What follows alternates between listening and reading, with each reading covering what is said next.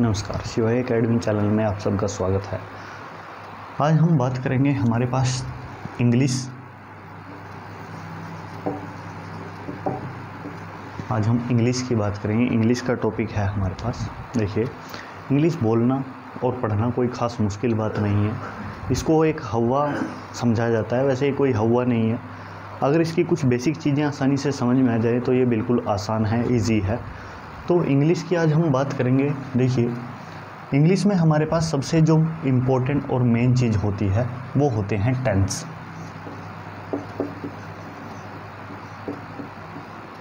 Tense को समझना बहुत आसान है, थोड़ा सा बस ध्यान से समझना होगा। तो टेंस का मतलब होता है काल या फिर समय। हम कभी कोई बात बिना समय के नहीं कहते।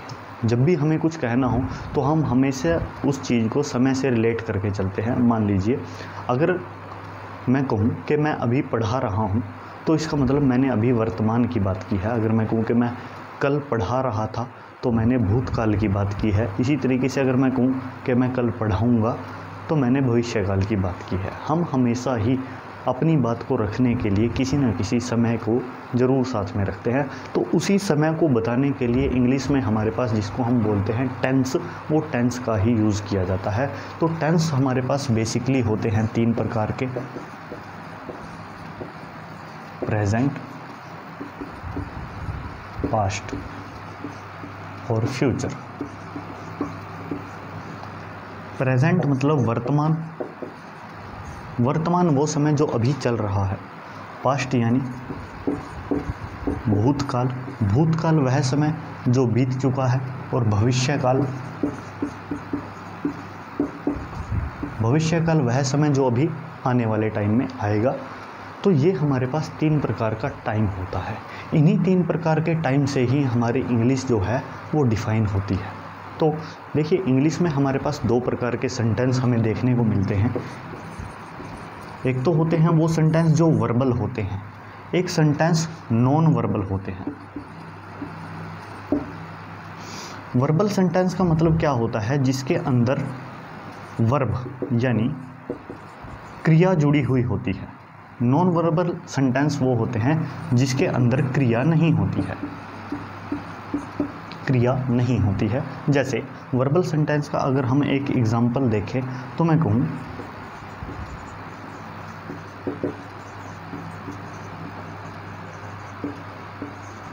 जैसे मान लो एक सेंटेंस है हमारे पास, I am going to market. तो इसमें हमने कहा है कि मैं बाज़ार जा रहा हूँ, यानी हमें पता चल रहा है कि क्रिया हो रही है। गोइंग का मतलब जाना, बाज़ार जा रहा हूँ। तो यहाँ पे ये हम कहेंगे कि एक वर्बल सेंटेंस है।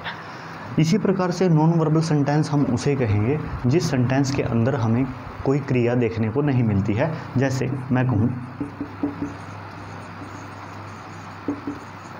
जैसे ये है, इट इज़ अ चेयर, यह एक कुर्सी है। तो इसका मतलब यहाँ पे कोई वर्ब नहीं है। तो ये सेंटेंस हमारे पास नॉन वर्बल सेंटेंस होते हैं, ये सेंटेंस हमारे पास वर्बल होते हैं। तो जब भी हम बात करते हैं किसी भी टाइम के बारे में तो मैक्सिमम समय में हम हमेशा ही बात करते हैं वर्बल सेंटेंस के बारे में। हम हमेशा बात करते हैं कि हम क्या कर रहे हैं या कोई और व्यक्ति क्या कार्य कर रहा है। तो जब भी हम ऐसी बात करते हैं वो हमेशा वर्बल सेंटेंस में आते हैं। और नॉन वर्बल सेंटेंस में वो सेंटेंस आते हैं जिसके अंदर वर्ब यानी क्रिया नहीं होती है। तो ये हमारे पास 2 प्रकार के सेंटेंस है। पहले हम बात करेंगे हमारे वर्बल सेंटेंस के बारे में कि वर्बल सेंटेंस होते क्या हैं।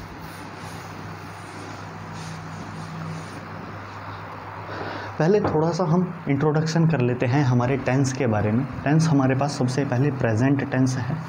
प्रेजेंट टेंस यानी वर्तमान जो है, इसके आगे 4 भाग होते हैं।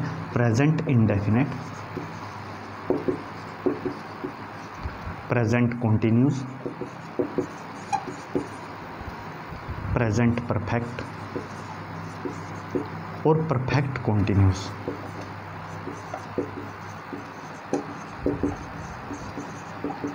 इसको हम इंडेफिनिट को सिंपल भी बोलते हैं।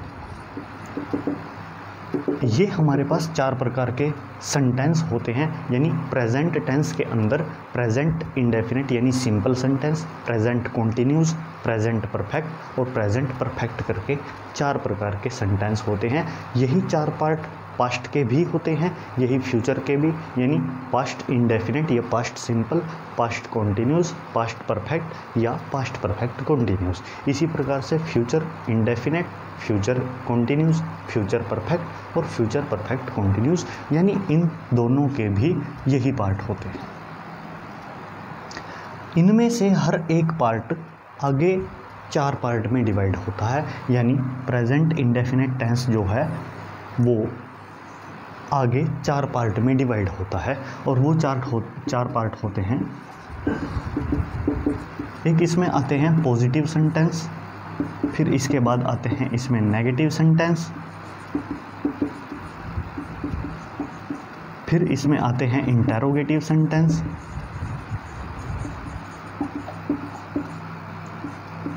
इंटेरोगेटिव का मतलब होता है जहां हम प्रश्न पूछते हैं। उसके बाद आते हैं इसमें नेगेटिव इंटेरोगेटिव,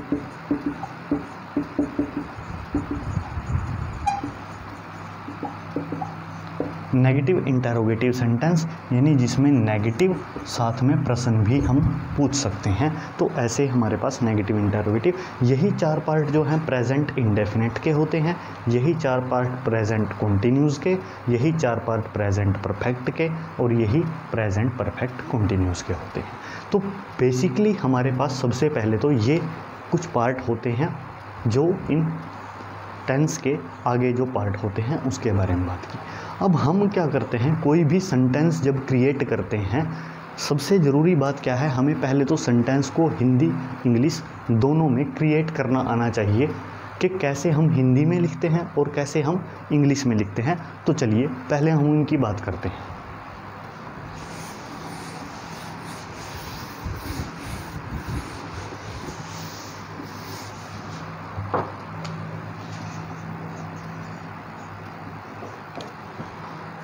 हमें कोई ना कोई सेंटेंस इंग्लिश बोलने के लिए या फिर लिखने के लिए हमें सबसे पहले तो सेंटेंस को क्रिएट करना आना चाहिए कि सेंटेंस बनता कैसे है। देखिए, हमें जिस प्रकार से घर मकान या दीवार बनाने के लिए कुछ मटेरियल की ज़रूरत पड़ती है, रेत, ईंट, सीमेंट, बजरी, इसी प्रकार से हमें कोई भी सेंटेंस बनाने के लिए हमें कुछ चीज़ों की ज़रूरत पड़ती है। वो होते हैं, सबसे पहले तो कोई भी एक सब्जेक्ट होना चाहिए। सब्जेक्ट का मतलब होता है किसी कार्य को करने वाला। जो कोई व्यक्ति किसी कार्य को करता है वो सब्जेक्ट होता है। फिर हमें इसमें एक हेल्पिंग वर्ब चाहिए। हेल्पिंग वर्ब का मतलब होता है सहायक क्रिया,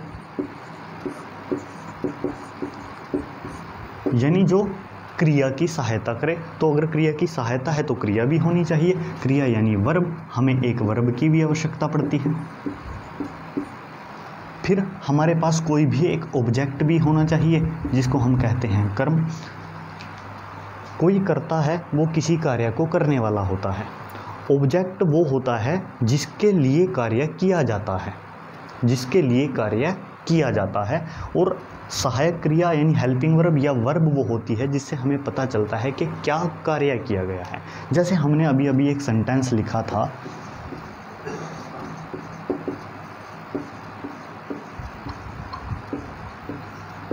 जैसे हमने लिखा था कि I am going to market. इस सेंटेंस के अंदर आई जो है ये सब्जेक्ट है, क्योंकि इसी के द्वारा कार्य किया गया है। कोई भी एम है इसके अंदर, वो एक हेल्पिंग वर्ब है यानी सहायक क्रिया है जो हमें बताती है कार्य कब किया जाएगा या कब किया गया है। गोइंग जो है वो इसके अंदर वर्ब हो गई जिससे हमें पता चला है कि क्या कार्य हुआ है। मान लीजिए गोइंग, जाना, ये व्यक्ति गया है, या अगर ये किसी चीज़ को देखता तो लिखता वॉचिंग, तो वो क्रिया हो जाती। तो ये हमें बताती है कि क्रिया क्या हुई है। इसी प्रकार से अब क्रिया तो हुई है, जाया तो गया है, पर किसके लिए? मार्केट के लिए, यानी मार्केट में गया है कोई व्यक्ति, तो वो हो गया कर्म। यानी जिसके लिए हम कोई कार्य करते हैं वो कर्म होता है, जो कार्य किया जाता है वो वर्ब होता है, जो व्यक्ति कार्य करता है वो सब्जेक्ट होता है। तो सबसे पहले सेंटेंस को क्रिएट करने के लिए हमें इन सब चीज़ों की ज़रूरत पड़ती है। ये तो बात रही हमारे पास इंग्लिश की। हिंदी में थोड़ा सा इससे अलग होता है। हिंदी में सबसे पहले हमारे पास कर्ता तो दोनों जगह पे स्टार्टिंग में ही आएगा। सबसे पहले तो कर्ता होना चाहिए, फिर उसके बाद हमारे पास कर्म होना चाहिए और फिर उसके बाद क्रिया, यानी सबसे लास्ट में जो है वो हमारे पास क्रिया होती है हिंदी के अंदर, हिंदी सेंटेंस के अंदर। इंग्लिश के अंदर ये थोड़ा सा अलग होता है। अब जब भी हम हिंदी सेंटेंस से इंग्लिश में बनाते हैं तो सबसे पहली बात आपने ये याद रखनी है कि जो क्रिया यहाँ लास्ट में है वो बीच में चली जाएगी और कर्म जो बीच में है वो लास्ट में चला जाएगा, और ये होगा इंग्लिश में।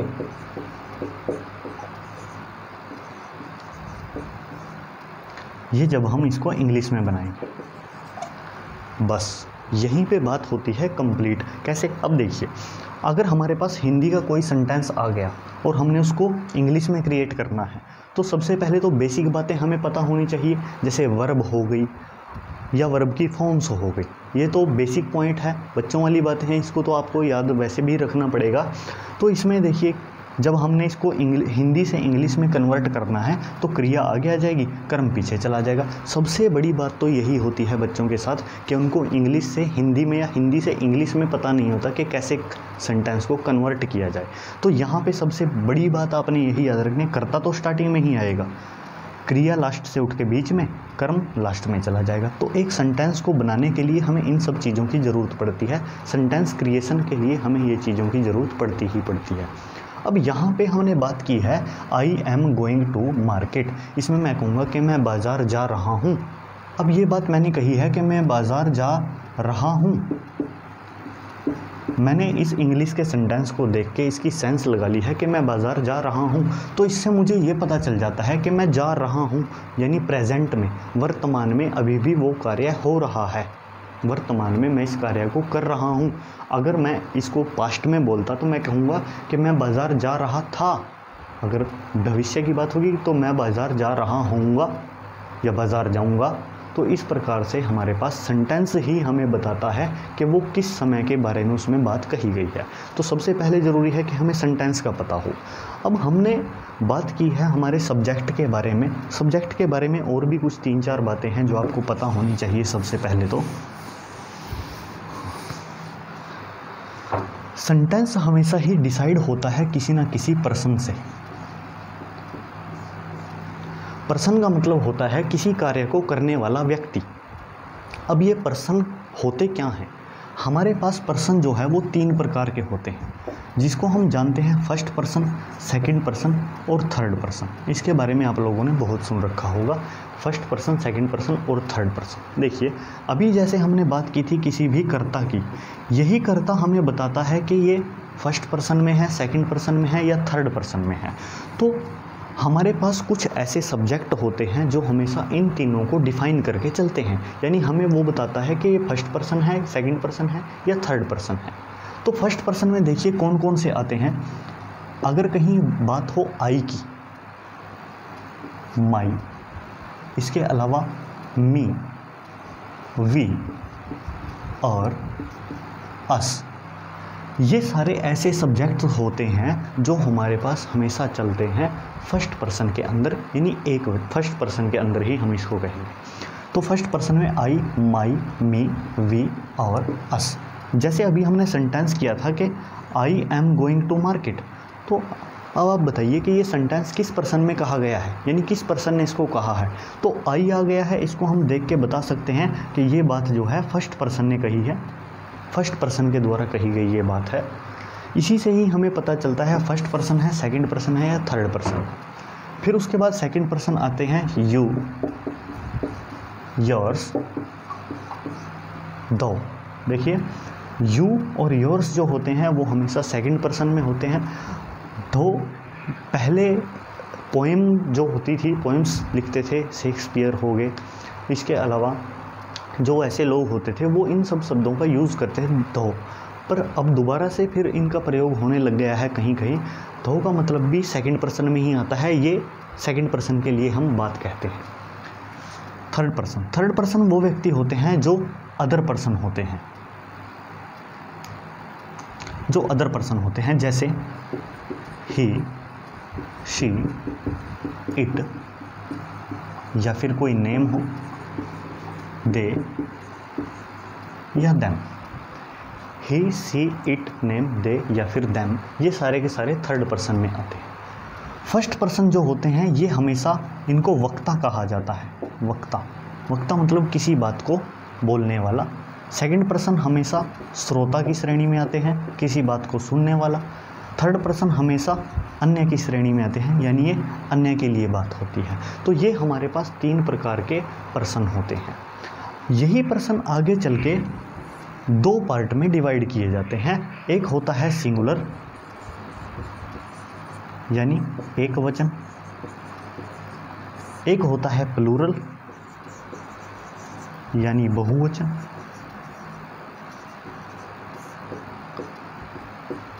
इन्हीं सब्जेक्ट्स में से कुछ सब्जेक्ट ऐसे हैं जो एक व्यक्ति के द्वारा कहे गए होते हैं या जिसमें एक व्यक्ति की ही बात होती है। इन्हीं में से कुछ ऐसे हैं जो बहुवचन में है, यानी एक से ज़्यादा व्यक्तियों की जिसमें बात होगी। तो इन्हीं में से हम अलग अलग करके लिखेंगे कि कौन एक वचन में है, कौन बहुवचन में। तो सिंगुलर नाउन के अंदर जैसे आई है, माई, मी, ये ऐसे शब्द हैं यहाँ से जो हमें मिलते हैं सिंगुलर नाउन में यानी एक वचन में। इसके अलावा ही, शी, इट या फिर कोई नेम हो, ये सारे के सारे आते हैं हमारे पास सिंगुलर यानी एक वचन के अंदर। इसके बाद हम बात करते हैं प्लूरल की यानी बहुवचन की। इन्हीं में से कुछ ऐसे हैं जो बहुवचन में है, जैसे वी और अस, ये बहुवचन में है। इसके अलावा यू, योर्स या दो। देखिए यू जो है ये एक ऐसा शब्द होता है यू जो एक व्यक्ति के लिए भी यू होता है और एक से अधिक यानी चाहे 10 हो, 20 हो, 50 हो, उन सब के लिए भी यू का ही प्रयोग होता है। इस यू का मतलब होता है आप। हिंदी में हमारे पास तुम या तू जैसे शब्दों का प्रयोग होता है। अगर हम किसी एक व्यक्ति को बात कहें तो हम उसको तू कह सकते हैं या तुम कह सकते हैं। इसी प्रकार से हिंदी में, इंग्लिश में सिर्फ हमारे पास एक ही शब्द बना हुआ है, वो है आप। तो चाहे वो एक हो चाहे एक से ज़्यादा हो, उन सबको हम आप कह के ही बुलाते हैं। छोटा है बड़ा है फ़र्क नहीं पड़ता, तो आप ही होता है। तो यू जो है ये हमेशा आपने ये बात याद रखनी है, यू चाहे एक व्यक्ति है चाहे एक से ज़्यादा है फ़र्क नहीं पड़ता, वो हमेशा होता है प्लूरल नाउन के अंदर यानी बहुवचन के अंदर ही होता है। उसके बाद आते हैं और दूसरे हैं इसमें,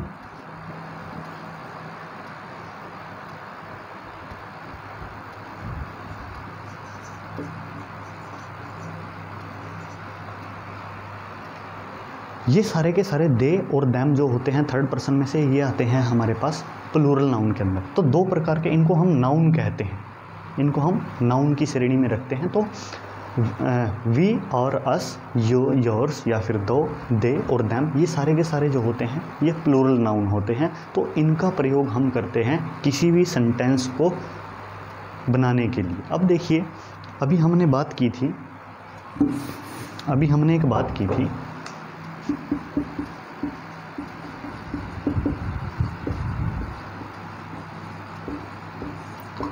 अभी हमने ये एक सेंटेंस किया था कि I am going to market. अब आप देखिए इस सेंटेंस के अंदर हमने एम का प्रयोग किया है, जबकि अगर मैं किसी और की बात करता हूँ हम कहते हैं you are going to market. हम कहते हैं you are going to market. अब एक चीज़ देखिए आप, यहाँ पे हमने यूज़ किया था आई के साथ में एम का, यू के साथ में हमने यूज़ किया है आर का।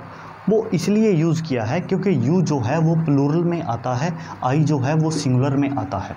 अब हमने इनके साथ इनका यूज़ किया क्यों है और कैसे इनका यूज़ करना है वो हम बात करेंगे आगे, यानी टेंस यहाँ से हमारे स्टार्ट होते हैं। सबसे पहले तो ये बेसिक बातें हैं, ये हमें पता होनी चाहिए ज़रूर, तभी हम किसी भी सेंटेंस को क्रिएट कर सकते हैं।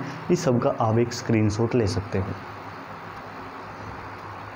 उसके बाद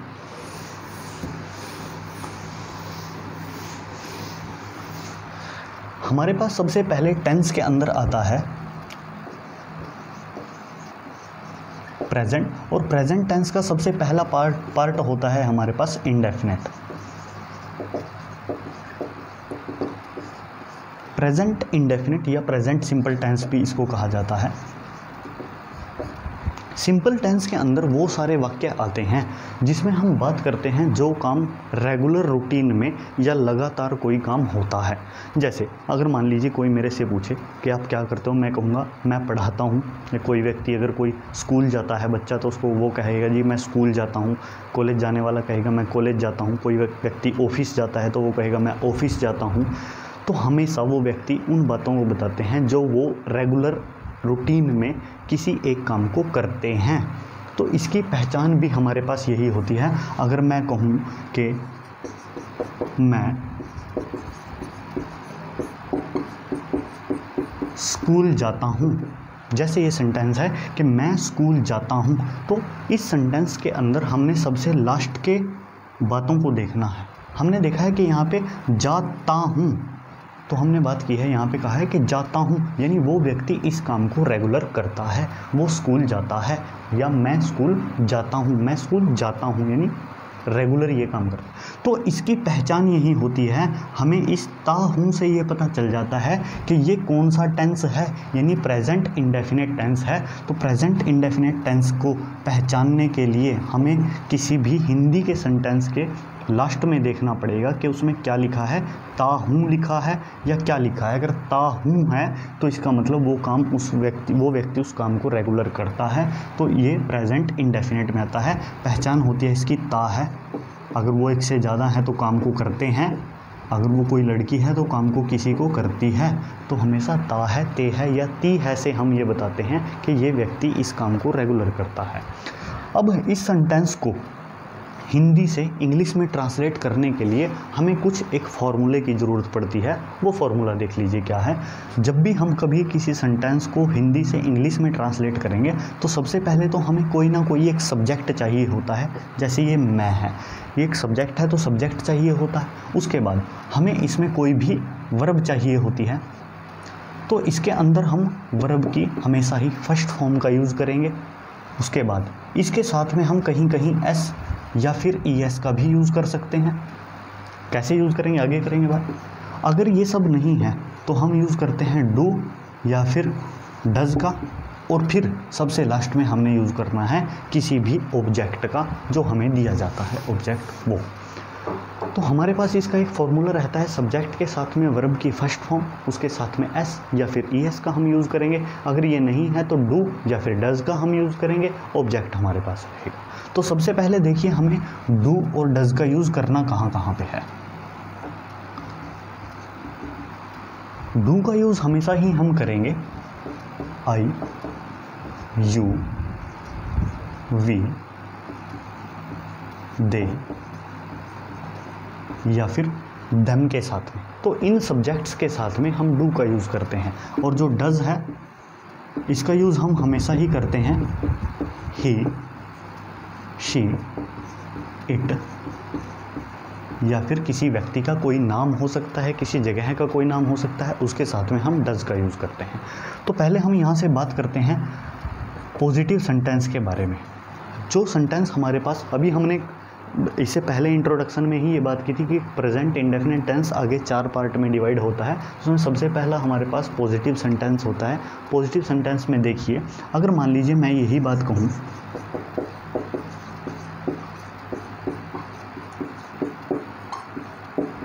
जैसे मैं कहूँ कि मैं स्कूल जाता हूँ, तो हमने क्या किया, सबसे पहले इस सेंटेंस का लास्ट देखा और एकदम से हमें पता चल गया कि प्रेजेंट का इंडेफिनिट है, इसकी पहचान ता है, ते है, और इसका फॉर्मूला होता है सब्जेक्ट के साथ में वर्ब की फर्स्ट फॉर्म के साथ एस या ईएस, डू या डज। तो अगर मैं कहूँ कि मैं स्कूल जाता हूँ, तो मैं को हम इंग्लिश में बोलते हैं आई।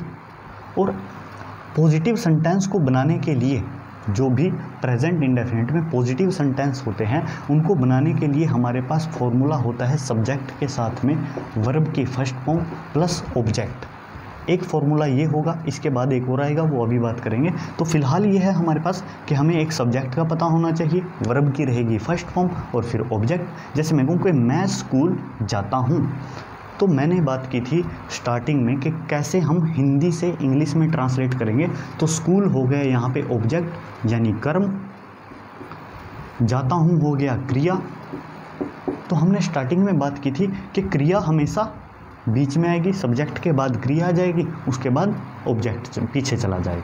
तो ये हमारे पास सेंटेंस की अरेंजमेंट रहते हैं। तो मैं कहूँ आई और जाने को हम बोलते हैं गो, तो हम कहेंगे आई गो।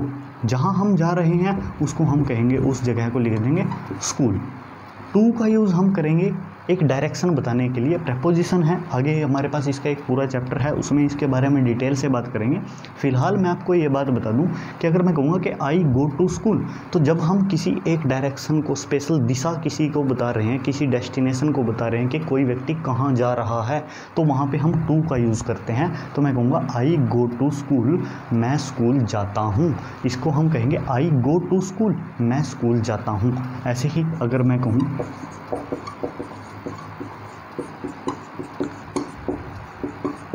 तुम स्कूल जाते हो, अब तुम यहाँ पे हम बात करेंगे सेकंड पर्सन है, तुम होता है यू, जाने को हम बोलते हैं गो, फिर से हम गो लगा देंगे, हम कहेंगे you go to school. Sentence बन जाएगा यू गो टू स्कूल, तुम स्कूल जाते हो। अगर मैं कहूँ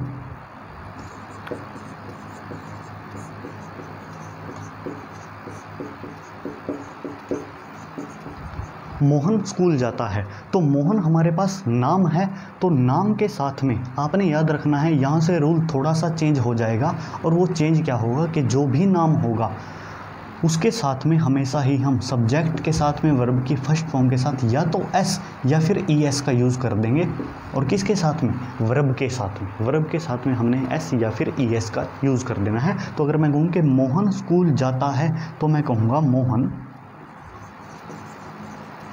अब गो की जगह पे हम यूज़ करेंगे या तो एस का या ई एस का, तो हम ई एस का यूज़ करेंगे। हम कहेंगे मोहन गोज़ टू स्कूल। ये हमारे पास इंग्लिश का हमें रूल कहता है कि हमेशा हमने अगर कोई थर्ड पर्सन हो और एक वचन में हो, तो आपने ये बात याद रखनी है, अगर कोई व्यक्ति थर्ड पर्सन में हो और सिंगुलर फॉर्म में हो, थर्ड पर्सन और सिंगुलर फॉर्म में अगर कोई व्यक्ति हो, तो उसके साथ में हमेशा हम वर्ब के साथ में या तो एस या फिर ई एस का यूज़ कर देते हैं। तो एस ई एस का यूज़ कर देते हैं हम वर्ब के साथ में। तो यहाँ पे हमने कहा है कि मोहन गोज़ टू स्कूल। अगर मोहन की जगह पे कोई सीता होती,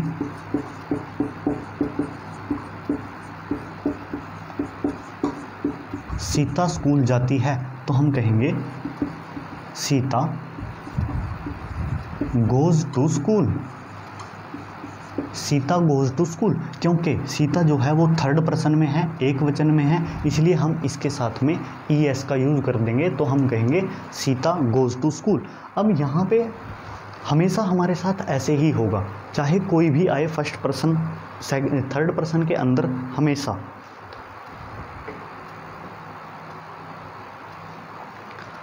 अगर यहाँ पे नाम ना लिखा हो, मैं कहूँ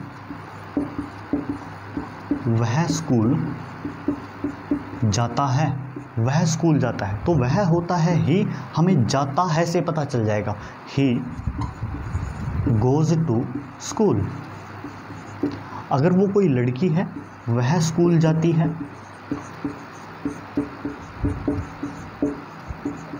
तो वह जाती है से हमें पता चल गया कि वो लड़की है, तो हम कहेंगे सी गोज़ टू स्कूल। हम कहेंगे सी गोज़ टू स्कूल। तो इस प्रकार से हमारे पास होते हैं ये थर्ड पर्सन के अंदर एक वचन। पर अगर थर्ड पर्सन के अंदर बहुवचन आ जाए, मान लो मैं कहूँ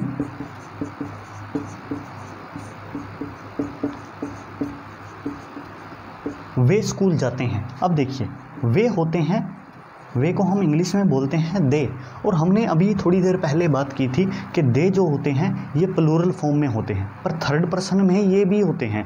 तो थर्ड पर्सन प्लूरल फॉर्म में आपने बात याद रखनी है कि थर्ड पर्सन और प्लूरल फॉर्म के अंदर हम कभी भी एस या फिर ई एस का यूज़ नहीं करेंगे। हम वापस से अपने उसी रूल पे आ जाएंगे जहाँ सब्जेक्ट के साथ में वर्ब की फर्स्ट फॉर्म के साथ ऑब्जेक्ट हमने यूज़ किया था। तो हम कहेंगे दे गो टू स्कूल। हम कहेंगे दे गो टू स्कूल, फिर हम कहेंगे कि वे स्कूल जाते हैं। तो इस प्रकार से हमारे पास ये पॉजिटिव सेंटेंस हो जाते हैं। एक स्क्रीनशॉट ले लीजिए।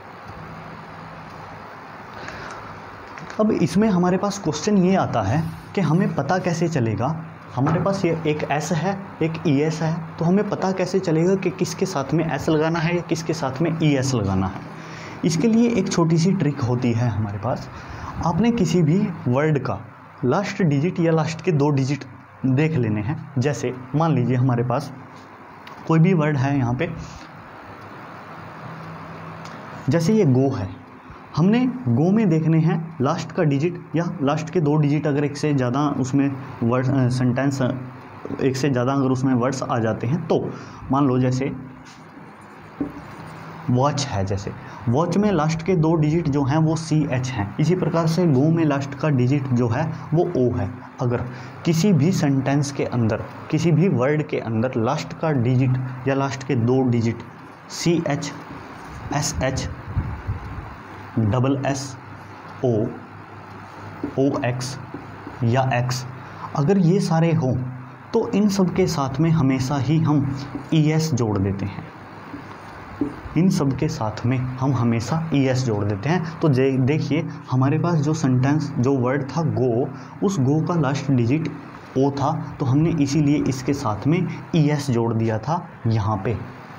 तो ये हमेशा ऐसा ही होगा। अगर मेरे पास ऐसे वॉच होता तो मेरे को इसको बनाना पड़ता, तो मैं इसको वॉचेस बनाता फिर, क्योंकि इसके लास्ट के डिजिट हमने चेक कर लेने हैं। अगर ये सारे हैं तो हम उनके साथ में ई एस का यूज़ कर देंगे, अदरवाइज़ हम ओ का ही यूज़, एस का ही यूज़ करेंगे। तो ये हमारे पास होते हैं पॉजिटिव सेंटेंस। इसके बाद इसी में ही आते हैं कुछ हमारे पास नेगेटिव सेंटेंस होते हैं। कुछ होते हैं नेगेटिव सेंटेंस।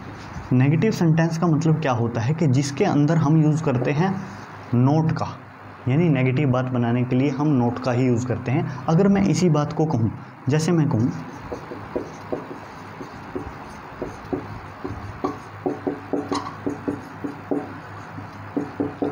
जो काम रेगुलर रूटीन में हम नहीं करते हैं, जैसे मैं कहूँ कि मैं स्कूल नहीं जाता हूँ, तो इस नहीं से हमें पता चल गया ये नेगेटिव है। ता हूँ से हमें पता चल गया कि प्रेजेंट का इंडेफिनिट है, तो हम कहें मैं स्कूल नहीं जाता हूँ। अब यहाँ पे हमारे पास रूल के अंदर आ जाएंगे डू और डज। अब जो नेगेटिव सेंटेंस है उसके अंदर हमारा रूल रहेगा सब्जेक्ट के साथ में या तो डू होगा या फिर डज होगा, प्लस उसके साथ में वर्ब की फर्स्ट फॉर्म तो रहेगी ही रहेगी।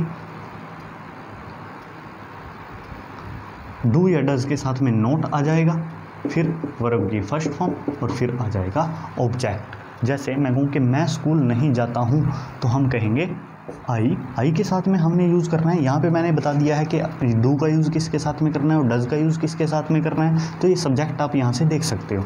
आई के साथ में हम यूज़ करेंगे डू का, तो मैं कहूँगा आई डू, क्योंकि नेगेटिव है तो हमें हेल्पिंग वर्ब के साथ में ही। मैं आपको एक बात पहले ही बता देता हूँ, कोई भी सेंटेंस हो, जब भी हमें नोट का यूज़ करना पड़ेगा नेगेटिव सेंटेंस में, हमेशा हम उनको हेल्पिंग वर्ब के साथ में ही यूज़ कर सकते हैं। जैसे डू एक हेल्पिंग वर्ब है, तो इसके साथ में हम हमेशा ही यूज़ करेंगे नोट का। तो मैं कहूँगा I do not go to school. अगर मैं कहूँ मैं स्कूल नहीं जाता हूँ, तो मैं कहूँगा I do not go to school. ऐसे ही अगर मैं कहूँ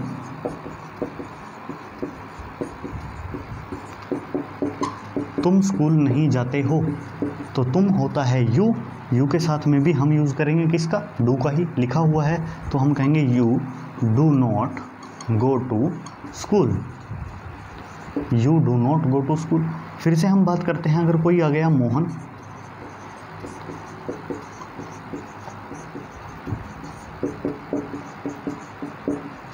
मोहन स्कूल नहीं जाता है, तो हम कहेंगे मोहन। अब देखिए, अभी हमने जब पॉजिटिव सेंटेंस किए थे उसमें भी हमने थर्ड पर्सन और एक वचन पे अपने फॉर्मूले को थोड़ा सा चेंज किया था। यहाँ भी हमारे पास चेंज होगा, पर हमें यहाँ पे ऑलरेडी डज लिखा हुआ मिल जाता है, एस या ई एस वाला, तो इसके साथ में हम यूज़ करेंगे डज का। हम कहेंगे Mohan does not go to school.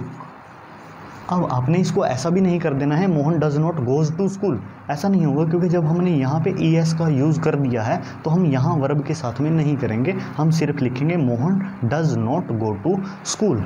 या फिर अगर कोई सीता है,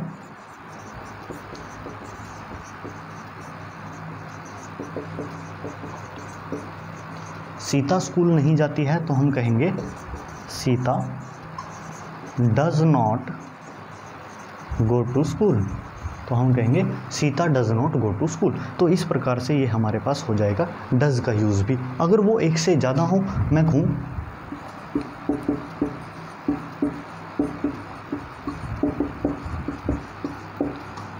वे स्कूल नहीं जाते हैं, वे एक से ज़्यादा हैं, तो वे होता है दे, हम कहेंगे दे। अब क्योंकि यहाँ पे भी हमने पॉजिटिव सेंटेंस में भी अपने रूल को वापस यहीं पे लेके आ गए थे, यहाँ भी सेम होगा। तो दे के साथ में हम यूज़ करेंगे डू का, लिखा भी है, हम कहेंगे they do not go to school. They do not go to school. इसी प्रकार से हमारे पास ये हो जाएंगे प्लूरल सब्जेक्ट के साथ में भी। तो ऐसे ही हमारे पास ये नेगेटिव सेंटेंस होते हैं। इसी तरीके से कोई भी सेंटेंस के अंदर कोई भी वर्ब आ जाए, आपने सिर्फ वर्ब बदल देनी है। स्कूल जाने की जगह पे आप टीवी देखना कर सकते हो, कोई भी वर्ब इसमें हो सकती है। अगर मैं कहूँ कि मैं टीवी नहीं देखता हूँ तो मैं कहूँगा I do not watch TV. इसी तरीके से अगर कोई व्यक्ति खेलता नहीं है तो मैं कहूँगा I do not play cricket, या कोई क्रिकेट नहीं खेलता है, कुछ भी नहीं खेलता है, तो मैं कहूँगा आई डू नॉट प्ले, मैं खेलता नहीं हूँ। तो इस प्रकार से हमारे पास नेगेटिव सेंटेंस हो जाते हैं। इसी के अंदर ही आ जाते हैं हमारे पास तीसरे प्रकार के सेंटेंस थे, वो होते हैं इंटरोगेटिव सेंटेंस। इंटरोगेटिव सेंटेंस वो सेंटेंस होते हैं जिसके अंदर हम प्रश्न पूछते हैं। अब प्रश्न ऐसा नहीं है कि आप क्या करते हो, हम इन्हीं सेंटेंस में से ही प्रश्न पूछते हैं।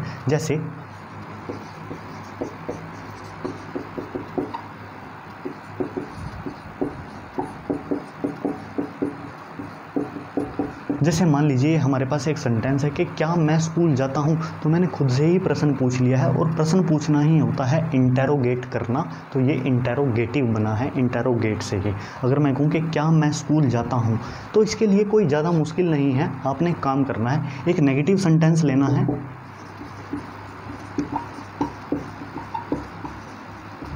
अभी अभी हमने इस प्रकार से नेगेटिव सेंटेंस किए थे कि I do not go to school. आपने एक बात याद रखनी है, जब भी हम इंटेरोगेटिव सेंटेंस बनाएंगे तो हम क्या करेंगे, जिसके साथ में जो भी हेल्पिंग वर्ब होगा हम उसी को उठाएंगे और सब्जेक्ट से आगे लेकर के आ जाएंगे। ये सिर्फ इसी टेंस की नहीं, हर एक टेंस की बात है कि जिसके साथ में जो हेल्पिंग वर्ब है, जिस सब्जेक्ट के साथ में जो हेल्पिंग वर्ब है, हम उसी को उठाएंगे और सब्जेक्ट से आगे लेकर के आ जाएंगे, वो हमारे पास इंटेरोगेटिव सेंटेंस बन जाएगा। अगर मैं कहूँ कि क्या मैं स्कूल जाता हूँ, तो यहाँ पे इंटेरोगेटिव हमने बनाना है, तो हम डू को उठाएंगे और आगे, क्योंकि नेगेटिव नहीं है इसलिए नोट का तो कोई यूज़ नहीं होगा, तो डू ही आगे आ जाएगा। तो सेंटेंस बन जाएगा do I go to school, do I go to school. इसी प्रकार से अगर मैं कहूँ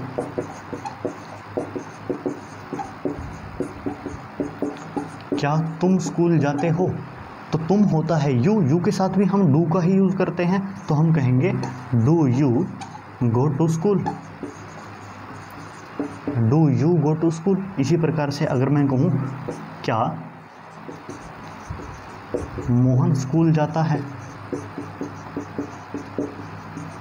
अगर हम कहें कि क्या मोहन स्कूल जाता है, तो मोहन फिर से यहाँ पे हम कहेंगे थर्ड पर्सन आ गया है, एक वचन है, तो हमने इसका रूल को चेंज किया था नेगेटिव में भी, तो हमने वहाँ पे यूज़ किया था Mohan does not go to school, इस प्रकार से हमने किया था। तो मोहन के साथ में हमने यूज़ डज किया था, तो हम डज को ही आगे ले आएंगे और बना देंगे इसको इंटेरोगेटिव। हम कहेंगे does Mohan go to school,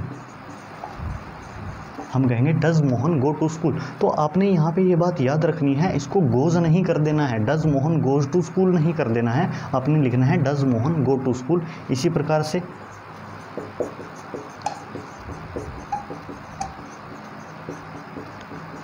क्या सीता स्कूल जाती है, तो हम कहेंगे does Sita go to school, हम कहेंगे does Sita go to school. इसी प्रकार से अगर वो एक से ज़्यादा हैं तो हम कहेंगे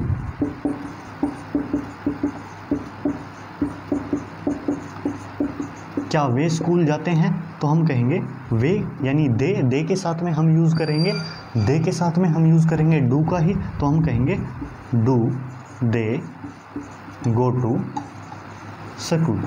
इस प्रकार से तो हम कहेंगे do they go to school. तो ये हमारे पास इंटेरोगेटिव सेंटेंस हो जाते हैं इसमें। इसी में ही हमारे पास एक और तीसरे प्रकार के चौथे प्रकार के सेंटेंस होते हैं जो यहीं से ही बनते हैं।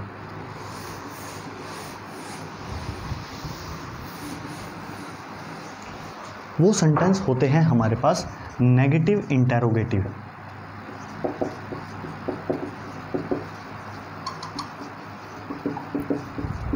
इसका मतलब क्या है कि नोट का यूज़ तो होगा ही, साथ में प्रश्न भी पूछा जाएगा। जैसे अगर मैं कहूँ, हम इस प्रकार से अक्सर बातें करते हैं कि जैसे ये है,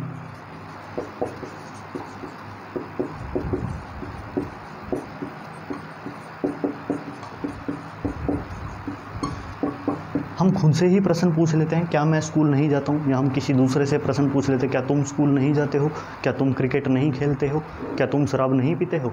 तो इस प्रकार से हम बोल देते हैं, हमारे पास नेगेटिव और इंटेरोगेटिव सेंटेंस होते हैं। तो हम कहेंगे क्या मैं स्कूल नहीं जाता हूँ, तो हम अपना वही सेम फॉर्मूला यूज़ करना है हमने जो नेगेटिव सेंटेंस था।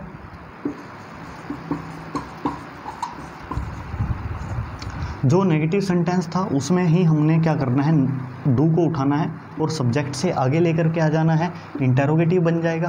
पर क्योंकि इसमें नोट है, इसलिए जहाँ नोट है वो वहीं का वहीं रह जाएगा। तो हम कहेंगे क्या मैं स्कूल नहीं जाता हूँ, तो हम कहेंगे do I not go to school.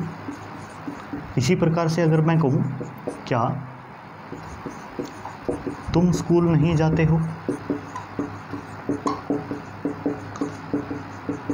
क्या तुम स्कूल नहीं जाते हो को हम कहेंगे, फिर से यहाँ पे डू आ जाएगा, do you not go to school.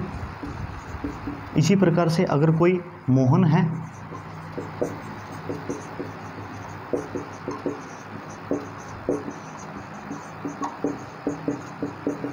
क्या मोहन स्कूल नहीं जाता है, तो मोहन थर्ड पर्सन है, एक वचन है, इसके साथ में हम यूज़ करेंगे डज का।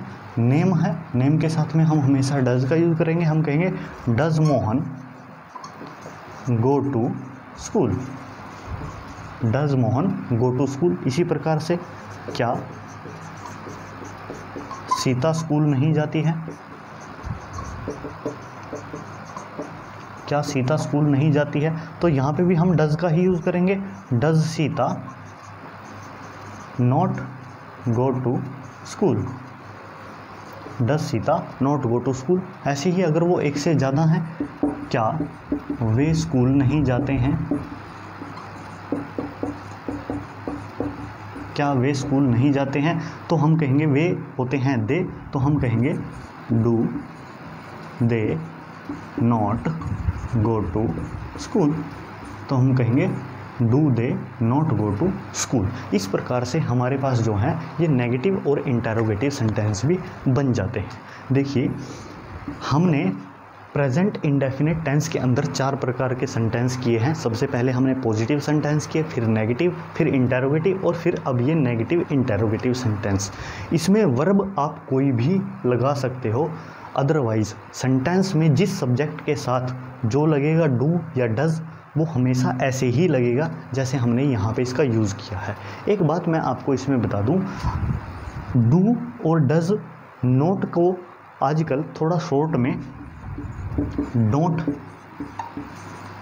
या डजंट लिख दिया जाता है। डोंट का मतलब होता है डू नॉट, डजंट का मतलब होता है डज नॉट। तो ये स्पीकिंग के लिए अगर हम इसको करेंगे तो हम डोंट या डजंट का यूज़ हम कर सकते हैं यहाँ पे उस सिचुएशन में। नेगेटिव इंटेरोगेटिव सेंटेंस के अंदर डू के साथ साथ नोट भी सब्जेक्ट से आगे ही आ जाएगा, तो सेंटेंस बन जाएगा do not I go to school.